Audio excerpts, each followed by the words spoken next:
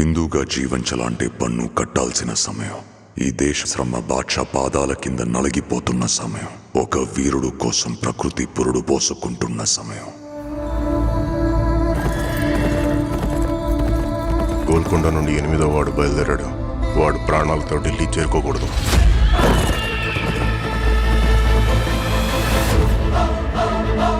ఇది నేను రాసే చరిత్ర. సింహాసనమా, మరణ శాసనమా? ఈ భూమి మీద ఉన్నది ఒక్కటే కోహినూర్. దాన్ని కొట్టి తీసుకురావడానికి తిరుగులేని రామబాణం కావాలి.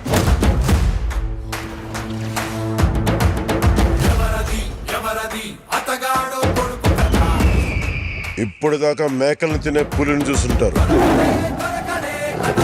ఇప్పుడు పులుల్ని వేటాడే బెబ్బుల్ని చూస్తారు.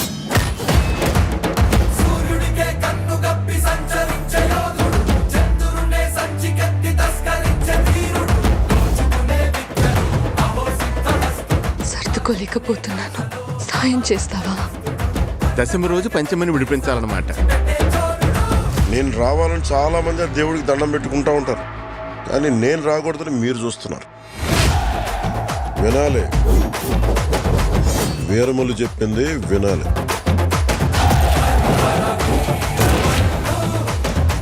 నువ్వు మా వెర్రివిస్తున్న మావయ్యవు కదూ.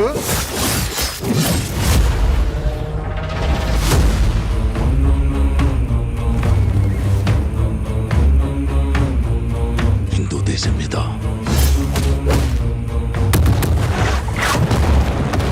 పవిత్రమైన మన జెండా గర్వంగా ఎగరాలి. ప్రకృతికి ఇంకో ధర్మం ఉంది ఔరంగజేబ్.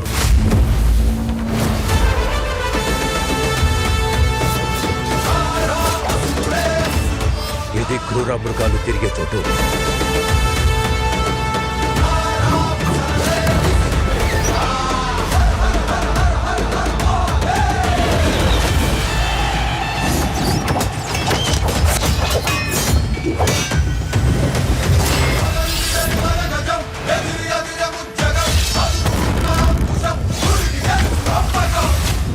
ఆంది వచ్చేసింది.